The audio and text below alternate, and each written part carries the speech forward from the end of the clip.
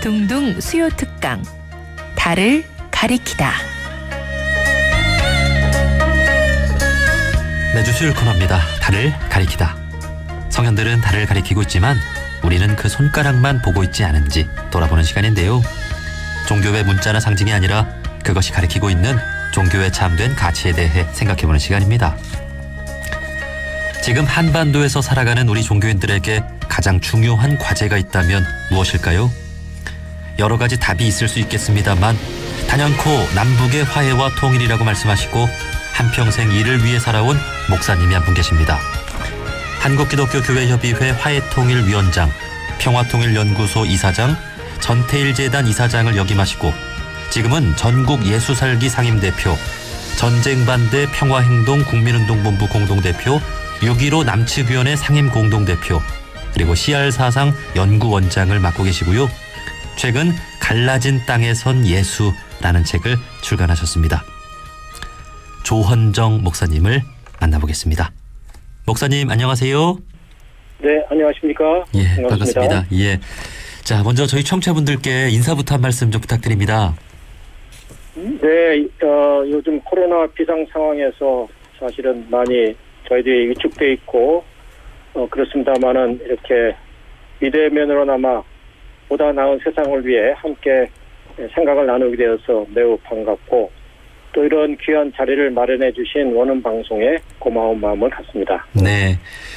오래전에 원음방송에 출연한 적이 있으시다고 들었는데요. 혹시 원불교 분들과도 인연이 있으신가요? 제가 미국에서 한 20년 넘게 살다가 2003년에 이제 향립교회 담임 목사로 부임하게 되었는데요. 향립교회는 이제 명동에 위치한 교회로 1987년 5월 24일 민주정치 국민운동 비상본부가 결성된 교회로 6월 항쟁의 기폭제가 됐습니다. 그래서 영화 1987년이라는 그곳에서도 이제 피신한 학생들을 보호하는 교회로 등장하게 됐고요. 명동 성당과 함께 민주화의 성지로도 알려져 있는 교회였는데, 네. 그때 전임이신 홍구수 목사님이 이제 독재 정권에 대해서 바른 소리를 하시다가 이제 국가보안법으로 감옥에도 다녀오시고 해서 사회적으로 매우 유명하신 분이셨습니다. 그래서 그 후임 목사에 대해서 관심들이 이제 많았는데요.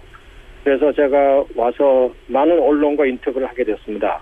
그런데 제일 먼저 인터뷰를 한 곳이 원음방송이었습니다. 아, 그래요? 네. 그래서 참 굉장히 좀 뜻깊은 그 생각을 갖고 있었고요.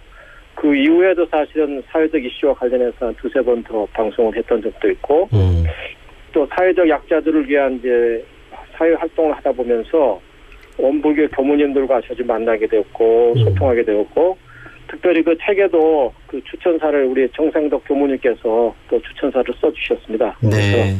그래서 네, 여러 가지 관계가 있습니다. 예.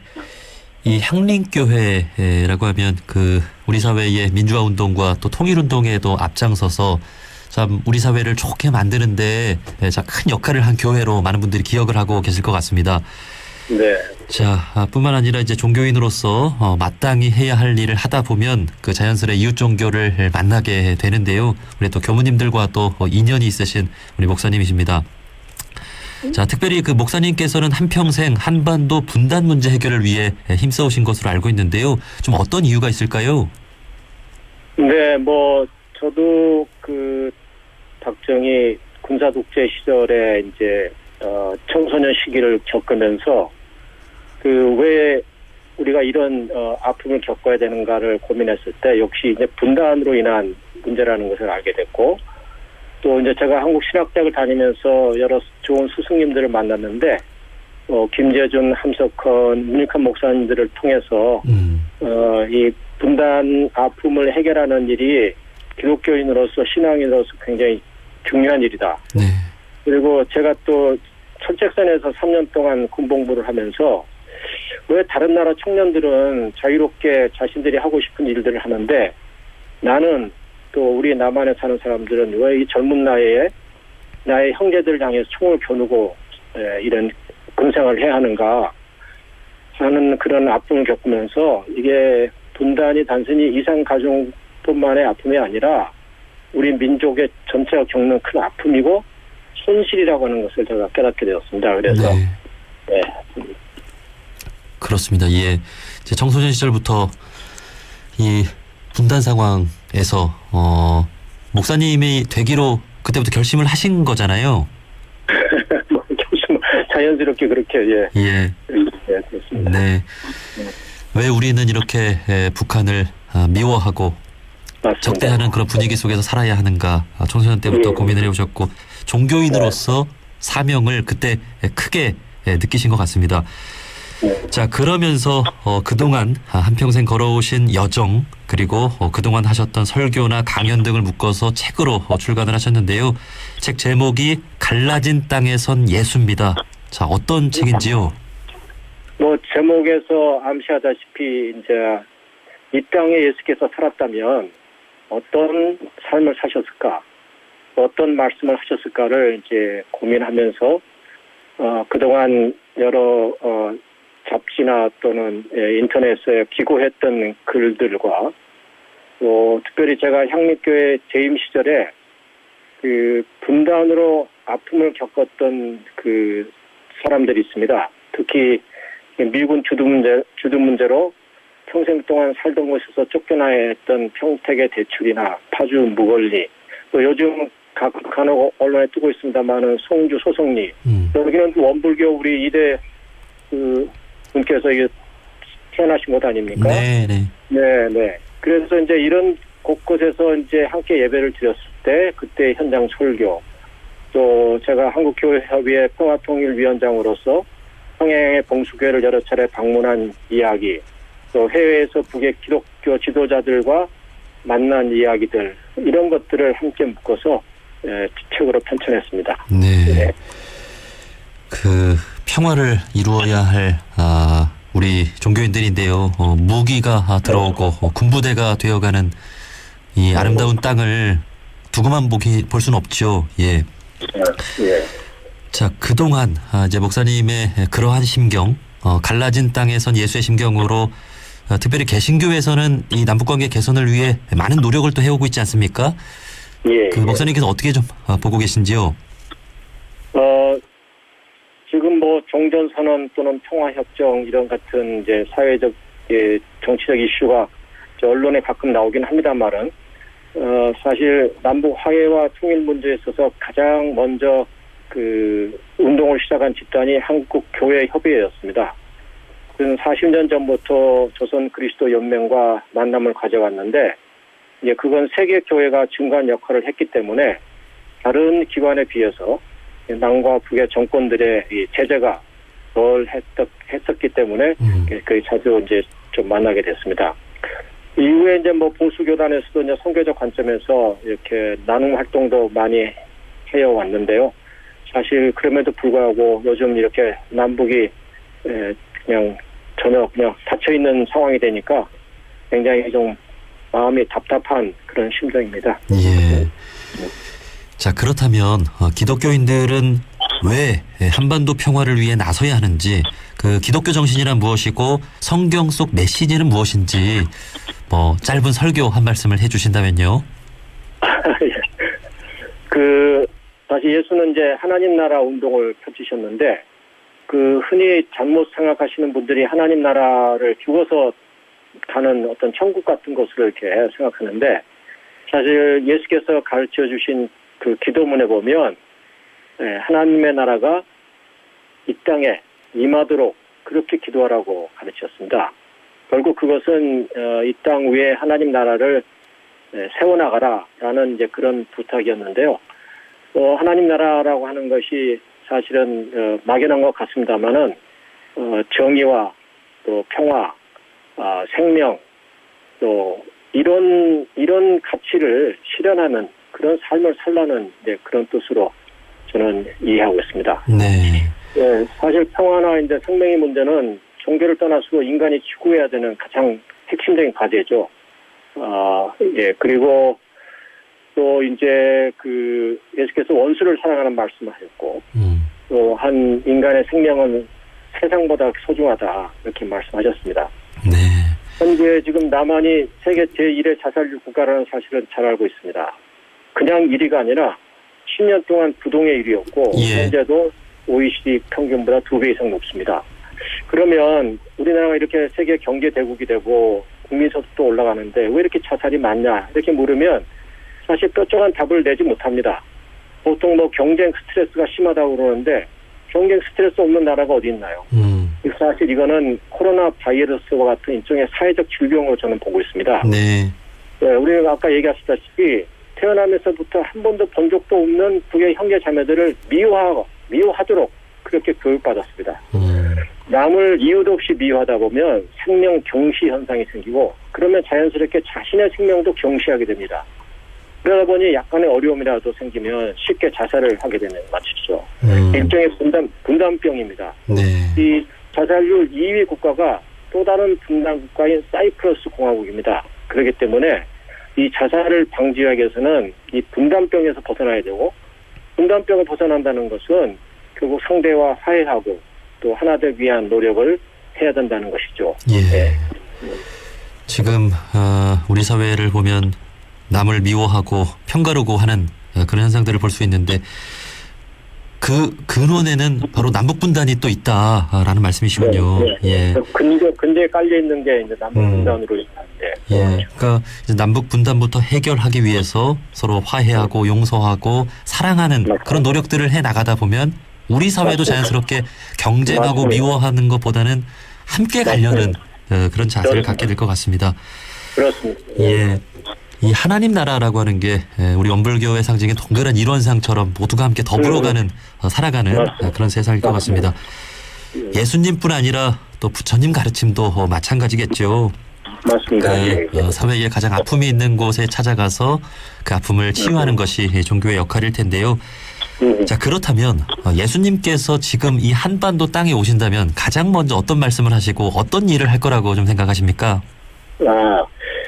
예, 뭐 이제 방금 우리 피디님께도 말씀하셨지만 예수님은 당시 이제 유대 예루살렘 남쪽에서 태어나셨거든요. 근데 실제 활동은 저 북쪽 갈릴리에 가서 하셨습니다. 그것은 당시에 갈릴리는 변방 지역으로 가난한 사람들, 그 소외된 사람들, 억눌린 사람들이 살던 곳이었습니다. 그래서 지금 예수님이 오신다면 이 땅에 가장 억울하고 또 가난한 사람들을 제일 먼저 찾아가실 것이다.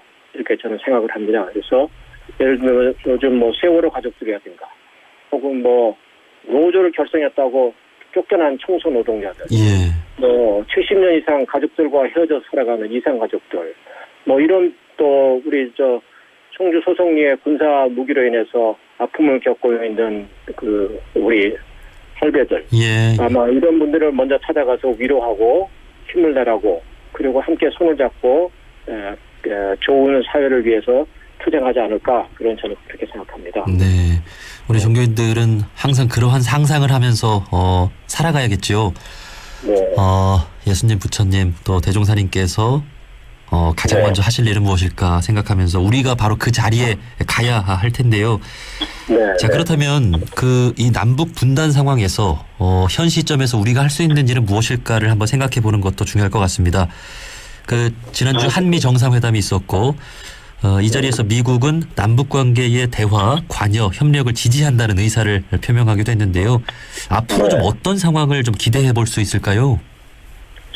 네, 사실 뭐 이번 한미 정상회담에서 다룬 주제가 상당히 이제 여러 주제를 많이 다뤘지 않습니까? 그래서 사실 많은 점에서 좋은 성과가 있었다 저는 1차 이렇게 인정을 하고요.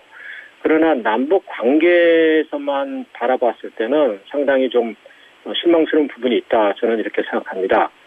사실 뭐 미국이 항상 남북 관계 뭐 협력 지지 의사 표명했죠. 그러나 제가 책에도 여러 차례 언급했습니다마는 미국은 1945년 8월 15일 해방과 함께 38선 분단을 소련에 제안한 나라입니다. 그리고 계속 이 땅에 이제 주둔하고 있고 그것이 북을 상대로 한 것이 아니라 사실은 우리가 알다시피 중국이나 러시아를 상대로 지금 주둔하고 있죠. 미국의 산업은 군수 산업이 주요 산업입니다. 끊임없이 무기를 생산하고 있는 나라가 미국입니다. 세계 무기 수출의 40%를 미국이 하고 있습니다. 그리고 이 미국 그 무기 수출의 주요 수입국이 어디냐? 일본, 한국, 대만 건 40%를 수입하고 있습니다. 그러다 보니까 미국의 속셈은 이 자본주의 국가로서 북을 계속 몰아붙여서 도발을 하도록 해야 이 세 나라들이 무기를 하기가 쉬워집니다. 그래서 미국은 좋은 면도 있지만 또 동시에 이런 속으로 좋지 않은 어떤 그런 면을 갖고 있습니다.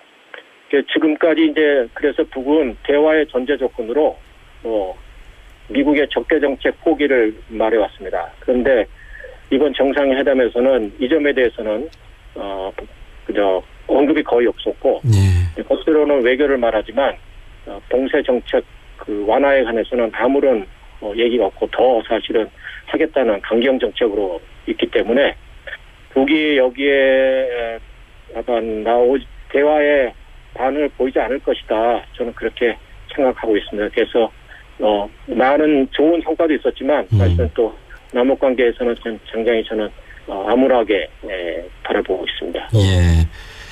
자, 이런 상황에서 또 우리 종교인들의 역할이 중요할 것 같은데요. 방금 목사님 말씀하신 대로 무기를 줄여나가는 일, 군축이라고 하죠. 그런 평화 분위기를 조성하는 일이 참 중요할 것 같습니다. 자, 앞으로 이제 한반도 평화를 앞당기기 위해서 종교계의 역할은 무엇이라고 보시는지요? 네. 요즘 그 젊은 20대, 30대들이 이제 사실 자신의 그 생존 문제, 아파트라든가 직업 문제라든가 또 여러 가지 관련해서 관심이 많은데 사실 거기에 그거를 겉으로만 보지 말고 좀 그 문제의 근원을 우리 젊은 사람들이 함께 바라봤으면 좋겠다 이렇게 생각합니다. 쉽게 말하면 우리 이제 요즘 남성 젊은이들이 왜 남자들만 군대 가냐, 여자들도 가자, 이제 이렇게 얘기를 하는데 그것보다는 차라리 지금 60만에 가까운 이 군대를 어떻게 하든 좀 줄여나가자. 그냥 남북 화해를 통해서 서로가 군대를 줄여가지고 지금의 의무제에서 지원제로 가면 훨씬 적은 숫자로 갈 수 있고 또 이 직업 문제에서도 좀 도움이 되고 저는 이런 좀 생각을 좀 전환하는 그런 좀 그 관점을 좀 가졌으면 좋겠다 그렇게 생각을 하고 제가 특별히 이제 민간 기구들과 많은 활동을 함께 하고 있습니다. 예. 그러니까 참 너무 복잡하게 많이 생각하는 것 같아요. 우리 사회는. 그럼에도 우리 종교인들은 추구해야 할 가치나 정신을 단순하게 정말 말하고 실행하는데 앞장서는 사람들이잖아요. 예, 그러한 가치들을 우리 젊은 세대들에게도 많이 좀 전하고 젊은이들도 더 근원적인 것들에 대해서 많이 생각을 해봤으면 합니다. 자, 마지막으로 저희 프로그램은 다양한 종교인분들이 듣고 계시는데요. 못다한 말씀이나 꼭 전하고 싶은 말씀이 있다면 마지막으로 한 말씀 해주시죠. 예, 흔히 이제 종교인들은 이제 정교 분리라고 그래가지고 정치에 관여하지 않는 것이 이제 기본이다 이렇게 생각하는데 저는 우리 삶에 정치와 관련되지 않은 부분이 하나도 없거든요. 먹는 거, 자는 거 다 정치적인 문제입니다.